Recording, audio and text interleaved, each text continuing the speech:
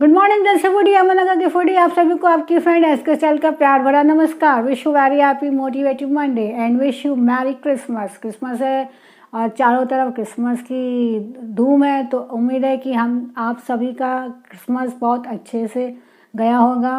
और यही एक एम रखना है इस क्रिसमस का कि हम सबको किसी न किसी का सेंटा बनना ही है, क्योंकि सेंटा बनने से हम किसी को खुशियाँ देते हैं और बदले में उनकी दुआएं मिलती हैं। क्योंकि जो आपको कुछ नहीं दे सकता वो दुआ तो दे सकता है, और दुआ वो कमाल करती है जहाँ कोई भी और कमाल कर नहीं सकता। इस थॉट के साथ शुरू करते हैं आज की कहानी। आज की कहानी एक बहुत ही बड़े व्यापारी की है जिसकी पोहे की दुकान है। उसकी दुकान पे इतनी भीड़ होती है, इतनी भीड़ होती है सवेरे सवेरे रोज़। वो व्यापारी बहुत खुश अपने काम से, क्योंकि उसका पोहा पूरे शहर में फेमस होता है। दूर दूर से उसके यहाँ का पोहा खाने लोग दिल से आते हैं। उसी में ही एक साधारण सा आदमी आता है, बहुत सारी भीड़ में वो घुसता है, पोहे की प्लेट लेता है, खाता है और बिना पैसे दिए चला जाता है। उसके बाद ये सिलसिला एक दिन नहीं, ये सिलसिला रोज़ का होता है। रोज़ सवेरे वो व्यापारी दुकान खोलता है, वो पोहे बनाता है, काउंटर पे लगाता है। उसके बाद फिर वैसे ही भीड़ आके इकट्ठा होती है और भीड़ में से वही आदमी दूर से आता है, फिर से वो पोहे की प्लेट लेता है, बिना पैसे दिए वापस चला जाता है। उसी के ठीक सामने एक जूस की शॉप होती है। सवेरे सवेरे जूस की शॉप पे इतनी रश होती नहीं है, तो एक बार जूस वाले का ध्यान इस पोहे वाले की शॉप पे गया कि वहाँ एक आदमी है जो बिना पैसे दिए रोज़ पोहे खाता है। उसने दूसरे दिन फिर से उस आदमी को नोटिस किया, फिर से वो आदमी भीड़ में आया और उसने पोहे की प्लेट ली, बिना पैसे दिए वो चला गया। अब उसने क्या किया, जूस वाले ने पोहे वाले को फ़ोन लगाया और उसने बोला कि तुम्हें मालूम है ये जो नीली शर्ट पहना है ना ये वाला आदमी, ये तुमको पैसे नहीं देता है। उसके बाद वो आदमी ने ध्यान नहीं दिया, हंसने लगा और फ़ोन रख दिया। पर वो जो जूस वाला आदमी था उसके समझ में कुछ आई नहीं बात। उसने फिर से उसको फ़ोन लगाया। उसने बोला ठीक है, मैं तुम्हें इसके बारे में बताऊंगा। मैं इसी आदमी के बारे में जब तुमसे लेगा ना, मैं उसी समय तुम्हें फ़ोन करूंगा। फिर दूसरा दिन होता है, फिर वो उसको फ़ोन लगाता है और वो आदमी बरोबर उसी टाइम पर भीड़ में घुसता है और पोहे की प्लेट लेता है और खाता है और दूर कोने में बैठा रहता है।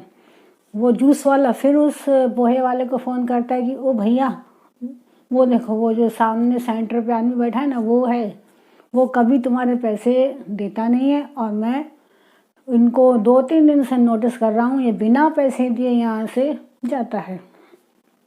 तो वो उस दुकानदार ने बोला हाँ मुझे पता है कि वो मेरे यहाँ आता है और पोहे खा के बिना पैसे दिए निकल जाता है। ठीक है, अभी मैं भीड़ है, मैं तुम्हें बाद में इसका रहस्य बताता हूँ। अब तो जूस वाला और उलझन में आ गया कि मुझे तो लगा था कि इसको कुछ पता नहीं है, पर इसको तो सब कुछ पता है कि इसके यहाँ से एक आदमी रोज़ बिना पैसे दिए पोहे खा रहा है। आखिर ये मामला क्या है। जैसे ही थोड़ी सी भीड़ वहाँ से ख़त्म होती है, थोड़ा सा माहौल शांत होता है, वो फिर उसको फ़ोन लगाता, हाँ अब बताओ, जब तुम्हें पता है तो तुम उसको टोकते क्यों नहीं हो, उसको तो रोज़ की आदत होगी। बोलता है हाँ मुझे पता है, वो एक आदमी आता है, पहले वो वहाँ उस सामने पेड़ पे बैठा रहता है, मुझे ये भी पता है, मैं उसको रोज़ देखता हूँ। और उसके बाद जैसे ही मेरे यहाँ भीड़ बढ़ती है, वैसे ही वो भीड़ का फ़ायदा उठा के वो पोहे की प्लेट लेता है और यहाँ से चला जाता है। और पैसे तो उसने कभी मुझे दिए ही नहीं है। बोलता हूँ वही तो मैं तुम्हें बोल रहा हूँ, वो तुम्हें पैसे देता नहीं है। बोलते अरे भाई, वो वहाँ बैठा रहता है और रोज़ उसके मन से मेरे लिए दुआ निकलती है कि इसके यहाँ भीड़ आए, इसके यहाँ लोग आए, और मेरे यहाँ भीड़ आती है और उसको पैसे भी नहीं देने पड़ते। वो अपने फ़ायदे के लिए सोच वो मेरी दुकान के लिए दुआ करता है। तो देखो उसकी दुआओं का असर कि मेरे यहाँ कितने कस्टमर हमेशा रहते हैं और मैं कोई एक प्लेट से कोई गरीब तो हो नहीं रहा हूँ, तो मुझे उसके एक प्लेट खाने से कोई फ़र्क नहीं पड़ता है। लगे तो उसकी दुआओं का, वो जिस तरीके से मेरे लिए इंतज़ार करता है, मेरे लिए ऊपर वाले से दुआ मांगता है कि मेरे यहाँ लोग आए, भीड़ बढ़े और इस भीड़ का वो फ़ायदा उठाए, और उसकी दुआओं का ये असर है कि मेरे यहाँ हमेशा भीड़ रहती है और यही सिलसिला आगे भी चलता रहेगा। तो फिर मैं क्यों वो रोकूं। और देखो, मैं दिन रात दुगनी चौगनी तरक्की उसकी दुआओं की वजह से कर ही रहा हूँ।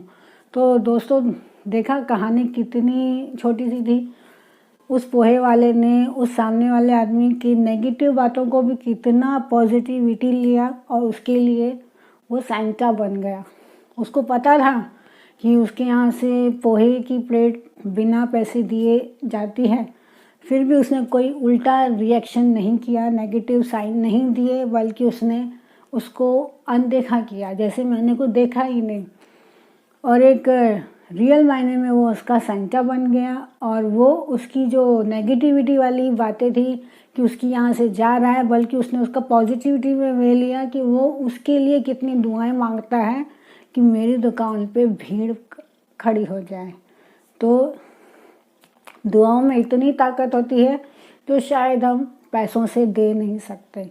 ओके दोस्तों, तो कोशिश कीजिए कि सैंटा आया है तो हम सब भी अपनी लाइफ में किसी ना किसी के सैंटा तो बन ही जाएं, क्योंकि आज हम लोगों के पास इतना तो है कि हम सैंटा बन सकते हैं। तो कोशिश कीजिए कि अगर आपको सैंटा बनने का मौका मिले तो आप ज़रूर बने और अपने इस जीवन में अपने हाथ से कुछ ना कुछ किसी ना किसी को देते ज़रूर हैं। देना सीखिए, सिर्फ लेना नहीं सीखना है, देना भी सीखना है। क्योंकि ऊपर वाले ने, शुक्र कीजिए कि ऊपर वाले ने हमें देने वालों की लाइन में रखा है, लेने वालों की लाइन में उसने हम लोग को नहीं रखा है।